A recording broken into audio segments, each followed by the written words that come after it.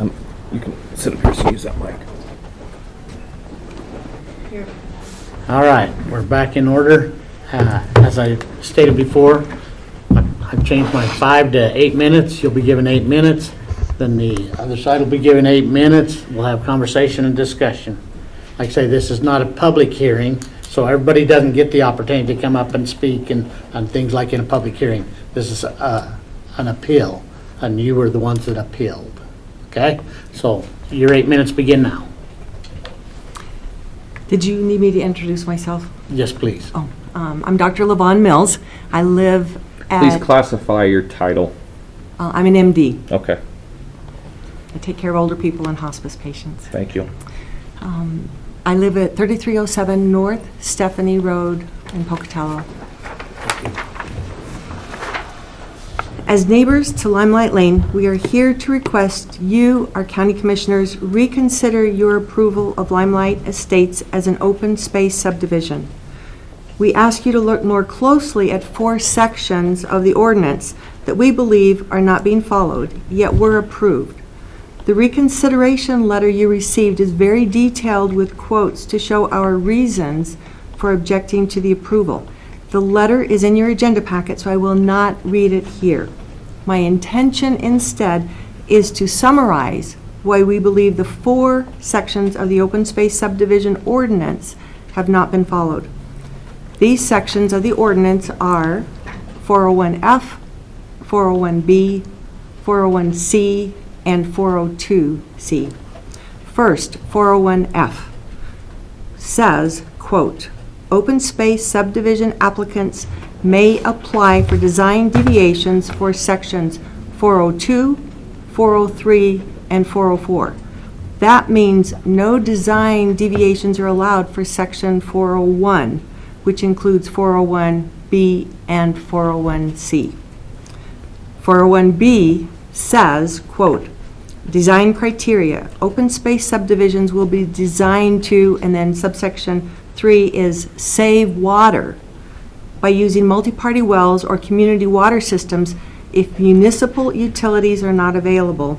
And A under that is shared utilities such as multi-party wells, community water systems, and central sewer facilities shall be required when practical. Limelight Estates open space subdivision application by Mr. Ward said he intended individual wells and individual septic systems for 10 homes. That was approved, which ignored the, quote, shall be required wording of 401B, and there was no explanation why following 401B was not practical.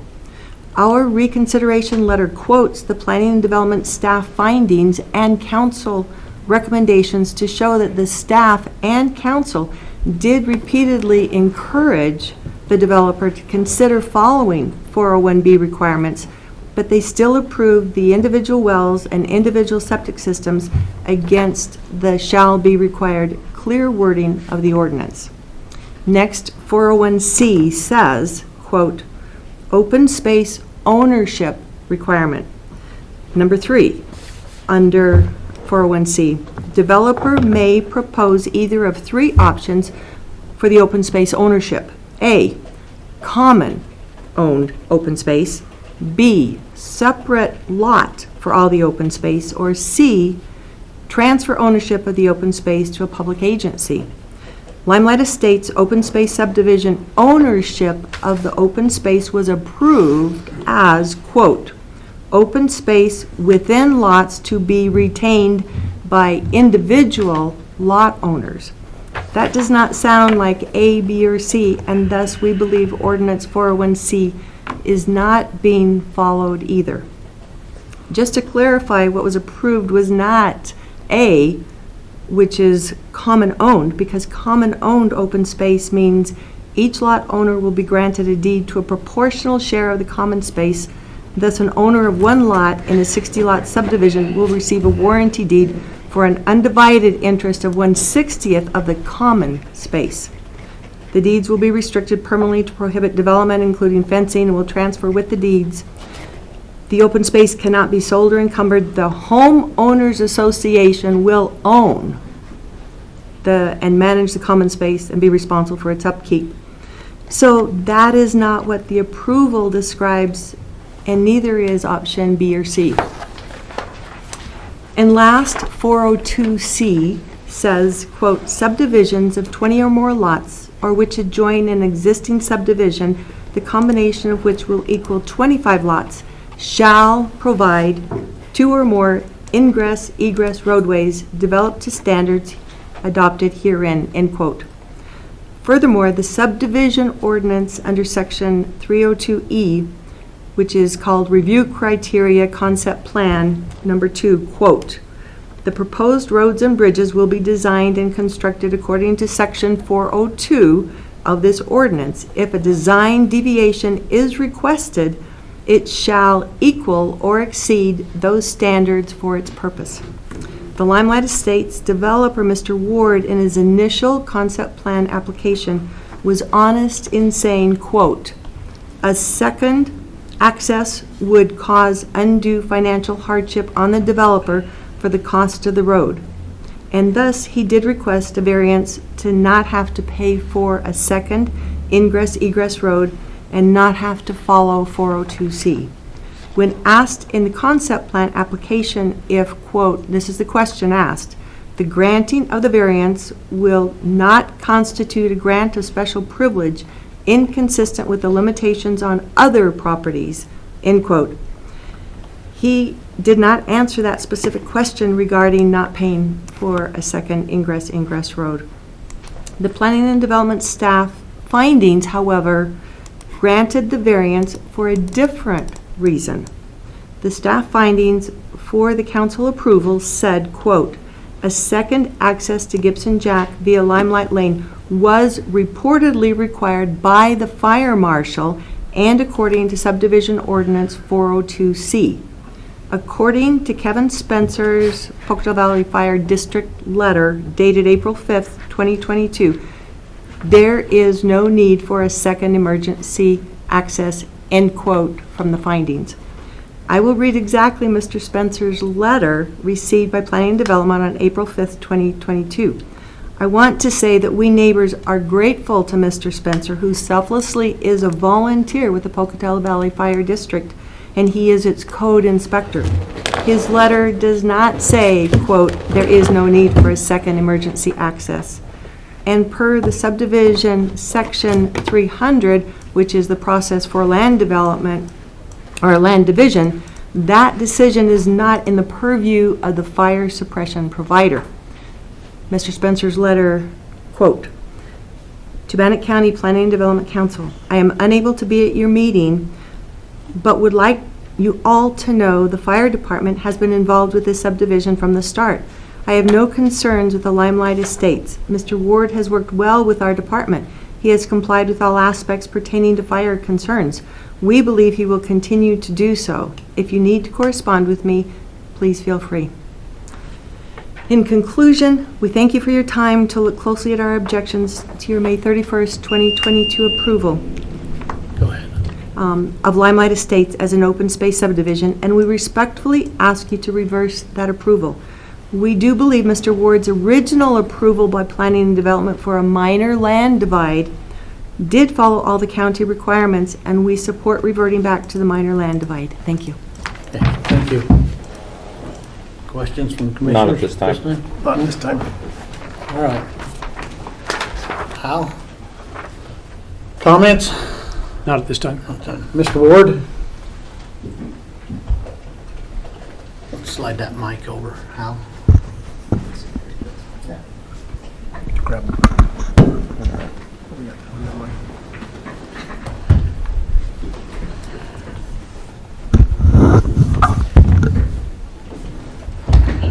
Please introduce yourselves and your 8 minutes begin now. Mr. Chairman, Dustin Manwaring. I am an attorney representing Jesse Ward. I'm Jesse Ward. I'm the one that applied for the subdivision. Okay. Thank you. Mr. Chairman, Commissioners, I think it's important when we respond to this to first point out that this is an approval by the Planning and Development of a concept plan, and that concept plan has 6 total conditions. Those conditions are found on page 4 of the findings and order that has been recorded. I'll go through each of the 3 objections that have been raised in this reconsideration as quickly as I can. The first one is 401B, individual wells and septic. This was resolved on record at the last reconsideration meeting, the appeal that was originally filed and this commission heard on May 31st. It was addressed that the DEQ provided a letter, and Commissioner Tubby had brought up the fact that that letter was not stamped. There was no requirement by the engineer on there to do anything different. There's no deviation required from individual wells and septic for this subdivision, for this proposed plan.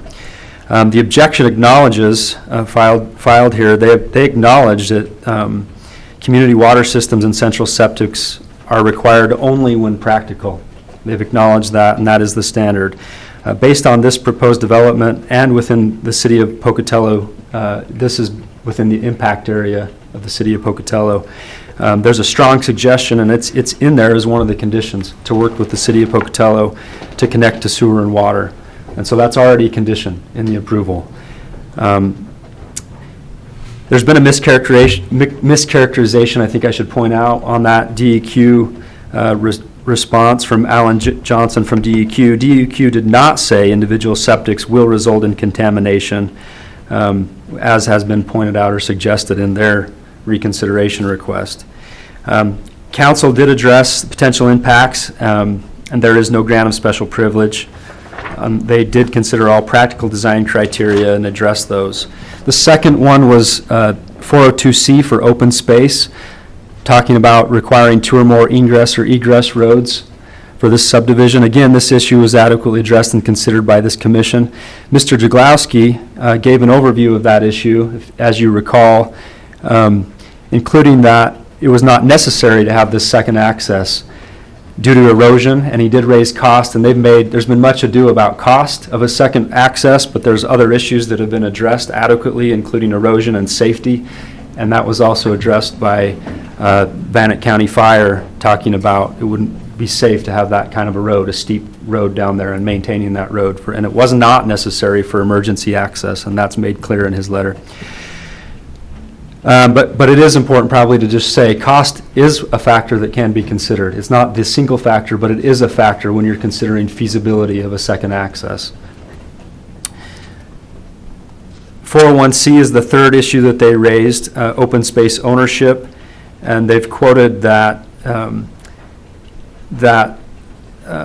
provision in the council's approval that says that open space will be retained by individual lot owners. This is consistent with those 3 options in the code. 401C3B is for separate lots. Those are lots retained by the developer who may elect to keep or sell an individual lot that's owned. The developer has the right to sell, and by logic, that means it's going to be more than the developer that owns that open space lot. And that's what's happened here. We have multiple lots. Those lots are going to be deed restricted for open space. That's consistent with option 2, separate lots, and that's what we have. That's what we have here is separate lots that will be deed restricted for open space, and the practical outcome is the same. The open space is protected. I think I'll stop there and see if you have any questions, but ask you to uphold the prior decision you made at your May 31st hearing to approve Mr. Ward's concept plan. Keep that upheld. Thank you. Comments, Commissioners? I don't have any at this time. I have some questions that I'll start with Hal. So Hal, just some quick stuff. Sorry you don't have your computer. Here, share the mic with you. Okay. They can hear us. 402C states, and this is an option that was talking about the second access, that it shall be, or that it will be, there will be a secondary access, and specifically, let me go back to the ordinance. It says when 20 or more lots of a subdivision are being made in conjunction with another lot of 25 or more lots in subdivision is what it says. So that means that whole subdivision up there should have a second access before this subdivision ever went into place, correct? That is correct. So following our ordinance under 108A, we should be required then that entire hill to create a secondary access and assess those parcels up on that hill, the access cost, correct? To the best of my knowledge, yes. Okay. So we've apparently waived that for these last subdivisions for everybody on that hill to build their houses in these last couple subdivisions. We have decided, not this commission, but prior commissions, that it was not practical and that cost would not warrant a secondary access for the entire subdivision that everybody's house is in right now does not warrant or meet our current code. In light of the fact that I don't have institutional knowledge of what took place prior. Neither do I, so. I would you know. say that there were decisions made that were in violation of prior to this one as well. Okay. So, Case up a little bit. so I'll ask back to the to your table. You were the last ones that built houses up there. How did you get a house built without a secondary access? So we're talking about the ordinance from 1997? Yeah, I'm talking about our specific subdivision ordinance that you've referenced, 406, and the correction to here is in 108A. So how did you maintain a building permit then, So- if you did not follow the ordinance? So the ordinance we're talking about was 1997. The original Gibson Jack subdivision was 1976. I'm looking at houses that are built right now that were built after that. So again, my question comes back. So How are those properties maintained in a building? Were you aware that you were violating this ordinance? again, our houses were built before 1997. I know, but I have other neighbors that are right up there that are not.